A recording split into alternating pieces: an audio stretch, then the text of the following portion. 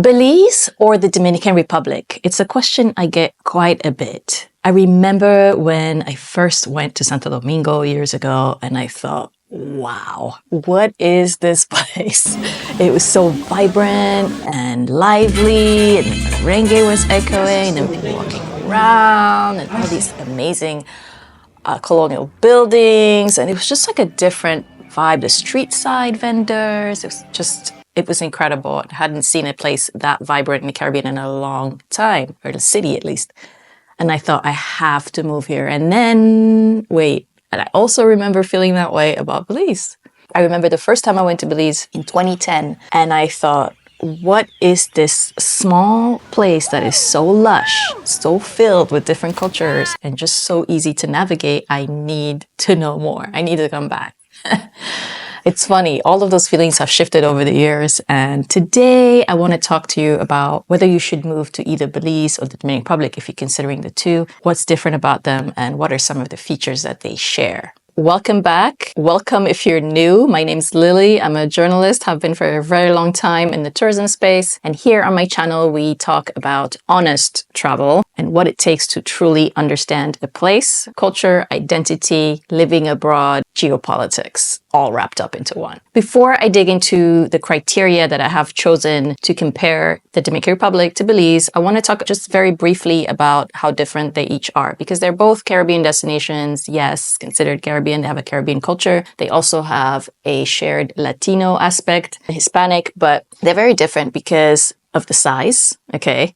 Belize has about 400,000 people, whereas the Dominican Republic is almost 11 million, right? So Belize is more the size of, say, a mid-sized US city, whereas the Dominican Republic is many more times bigger than Belize. So there's that. If we look away from that, they have shared colonial history. The Dominican Republic was colonized by Spain. Belize was colonized by the English, and it obtained independence in 1981. So it's a much younger country, if you will, whereas the Dominican Republic is a much older country that obtained independence in the 19th century. Okay, I have to put on my glasses because I want to read to you the criteria that I've chosen that are specific to me. These are things that I look for, and I think that a lot of people look for, okay? So the criteria we're going to go through are cost of living, internet and infrastructure, public transportation, safety and comfort, food and dining, community and integration, groceries and shopping, all sorts of shopping, social life / nightlife, and the tourism sector and outdoor activities. Okay, let's dig in. For cost of living, as far as housing and apartment rental goes, let's say you are a digital nomad or someone who wants to retire, you just want to test it out and see what it's like. Well, you can rent an apartment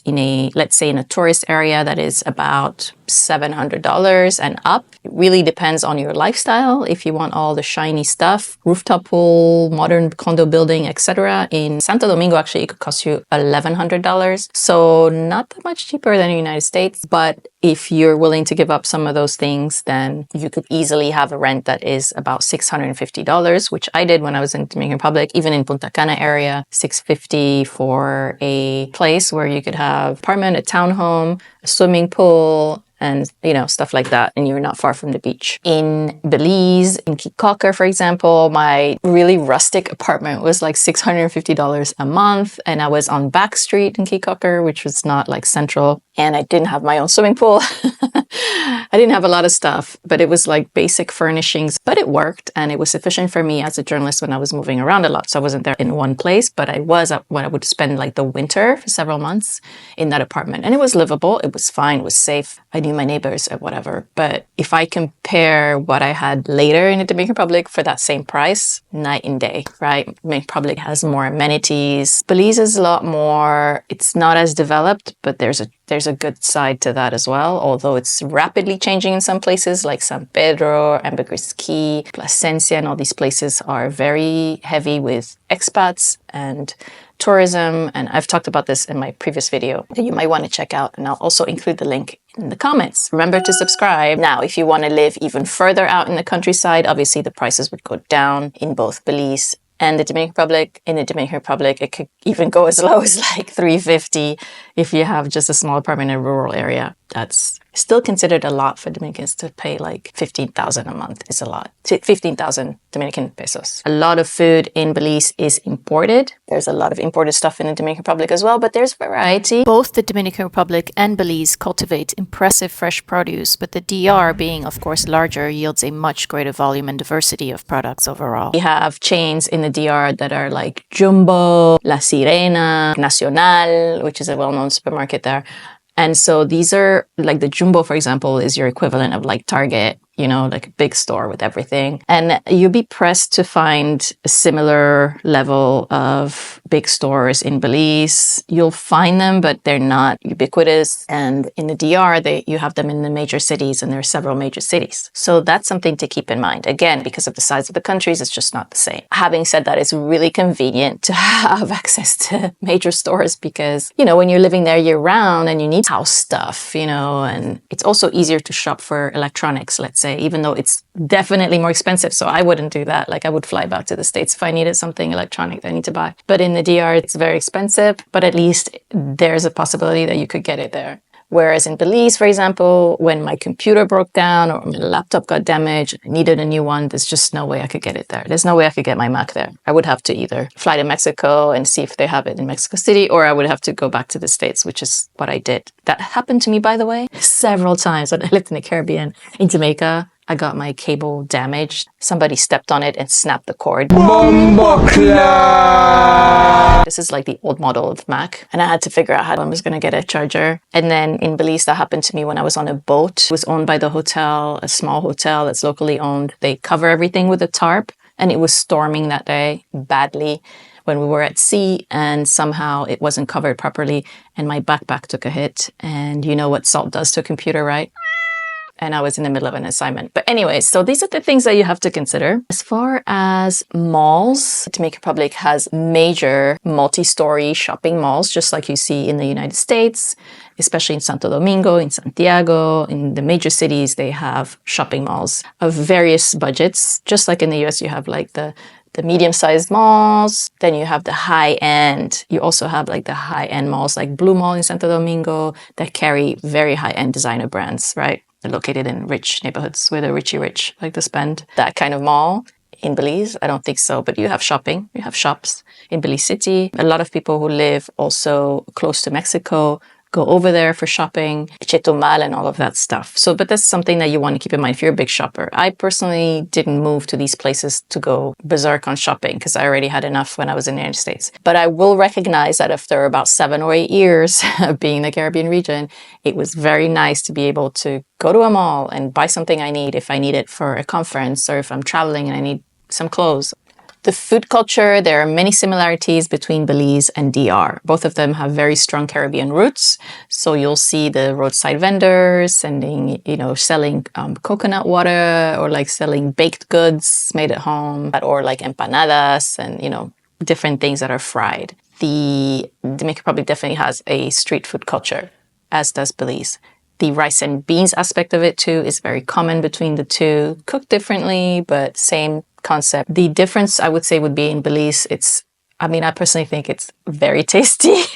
I love Belizean food and they have a lot of options because they're close to Mexico. It's not Mexican food, it's Belizean, but it has an influence from there. And so you'll find all your favorites there. And also the Creole stuff, which is Caribbean. And then you also have the Garifuna side, which is like more African, rooted. The fish stews and the coconut fish stews and whatnot. It's really nice to have that variety. And the fact that they love spicy food too in Belize is definitely more aligned with my taste because, I love spice. I'm Ethiopian by heritage. So I would say Belize is a definite win for the food. But the Dominican Republic also has good food. It's just that it's not as well known. You wouldn't know unless you knew where to go to find it. So let's say a plate of rice and beans in the DR is also extremely cheap at the local cafeteria. It would probably cost you 300 pesos in a touristy area where you go to a local cafeteria, which there are not a lot in touristy areas, but there are some, and they'll sell it for like 300, 350, and it comes with like rice and beans and the stew and a side, etc.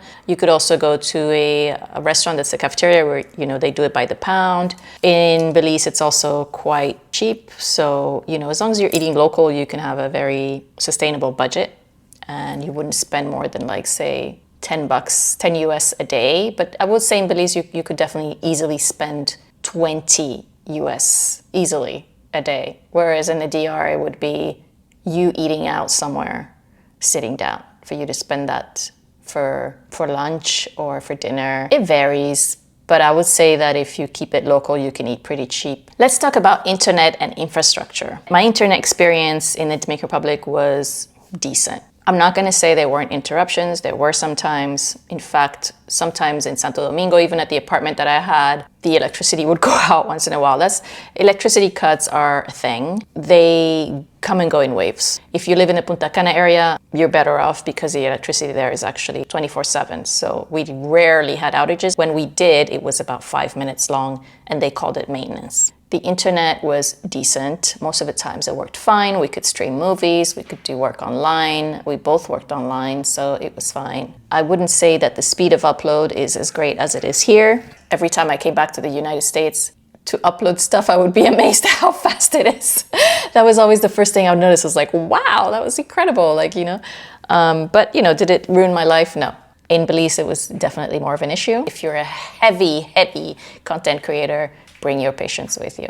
I also understand that there's Starlink now in Belize, but in limited circumstances. So you'd have to get permit for it, I think, and you would have to be in remote locations. So it's limited. If anyone knows what the update is on internet in Belize, please drop it in the comments. Public transportation. Now, I was big on this because I didn't have a car and I had a limited budget to do my work, my research for my guidebook. So I wanted a place that had decent transportation, and the Dominican Republic blew me away with that. They had big coach buses that go, from one city or one town to the next. They have lots of smaller minivans that take you places. There's Uber in the big cities that works perfectly well and is safe. They have motorbike taxis, you name it. Transportation in DR is incredible. And they also have a subway system. In Belize, it's much more limited. You have the buses that I explained in my previous video that are like the chicken buses, that are old yellow high school buses from the United States that are sent there. Now, was I not able to get places? No, I found a way. About safety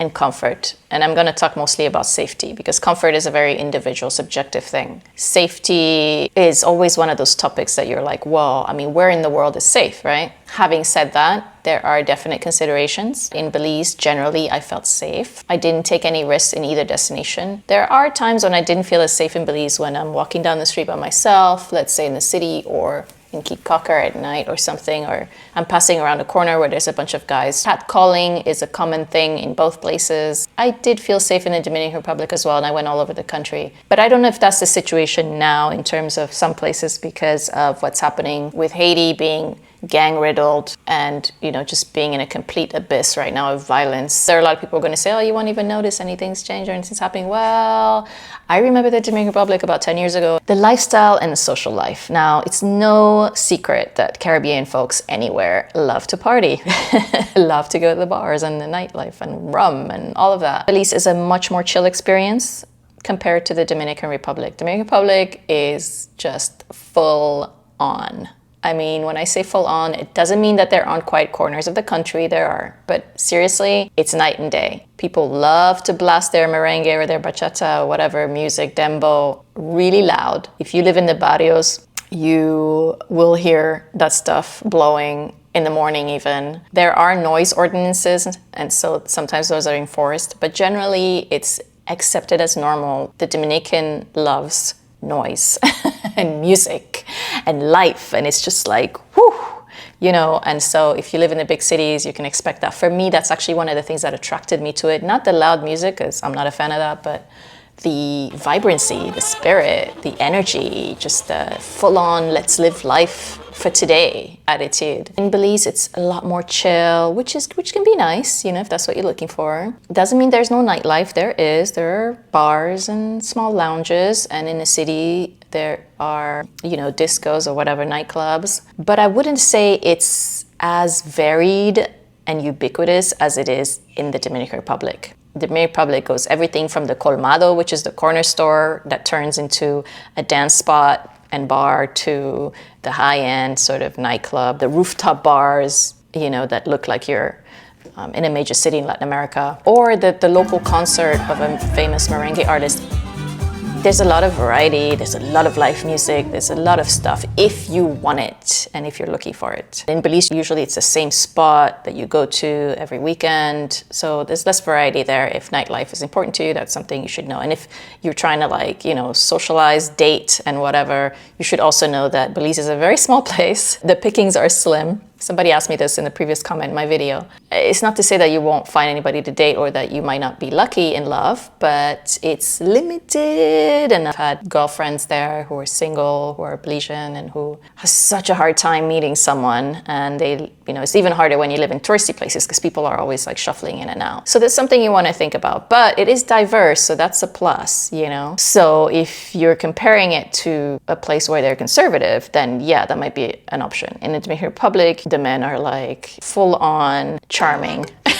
You want to be careful because they have the gift of gab. They're good looking and they're funny and they're very affectionate and loving. So you might fall for it thinking it's real until it's not. So just beware. Community and integration. Like for me, that's something that's really important. Am I feeling like I'm welcomed in a place or am I just being tolerated? And is it taking me a long time to make friends? Or, you know, and that's something that I think we expect when we move somewhere, that people will just embrace us and be friends with us. But why should they? Because at the end of the day, we're strangers. So it's no different than like if you're at home in the United States. People don't just befriend you out of nowhere. And it's the same overseas. You know, the more you stay, the more you show respect for the culture and interest, and the more you even participate in community events or meet business folks, then the more you'll start integrating, the more people will invite you in.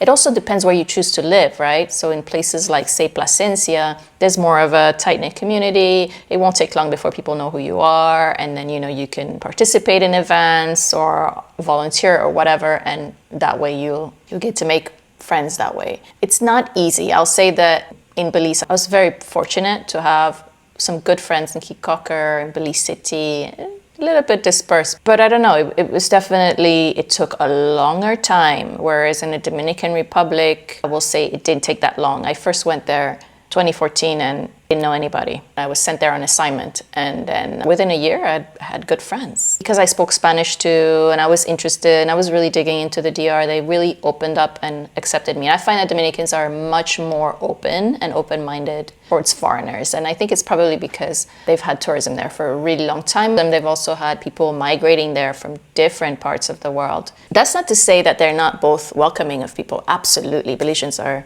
very hospitable people. They love guests and they're very friendly, and they're happy to help if you're in a pinch. It's different though. What I'm talking about is not visiting. I'm talking about when you live there year round. Lastly, we can't not talk about what these two destinations offer. If you're a visitor, obviously it's so full of things to do. But from a landscape perspective for everyone, it is just a dream, whether you're in the DR or whether you're in Belize. Belize is so lush, it has rainforests, waterfalls, it has the world's second longest barrier reef, the healthiest barrier reef in the world. And the diving is unmatched. The snorkeling is unmatched. Their offshore keys that they have, unmatched. The Dominican Republic is stunning also. It's bigger, but it also has everything you can think of. It has islands, obviously the beaches, cloud forests, and chilly temperatures, including frost, to mountains, the highest peak in the Caribbean that you can hike to. It's just like endless. There's sand dunes, they have like lakes, it's nuts. Both countries offer incredible experiences, the outdoors. Belize is very much into adventure tourism, which is great. So if you're trying to push your limits like I did when I was there, go diving, rappelling in the rainforest, you get to know all kinds of creepy crawlies, because yes, there are lots of creepy crawlies in Belize, many more than DR. Are they both prone to hurricanes? Yes, they are. DR is extremely fortunate so far, knock on wood, somewhere.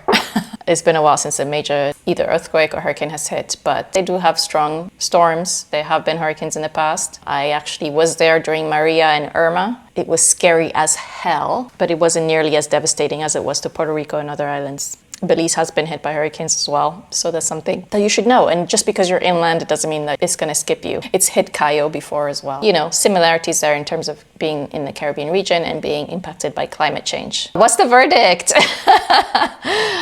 I hope that what I've described so far across all of these different criteria helps you decide which may be a better fit for you or which may be the better one to start with to try and see if it's a fit. Both places are great places to visit, hands down. But if I had to live somewhere again, I would probably pick the Dominican Republic, and only because in my working phase still of life, I need somewhere where I can have access to conveniences.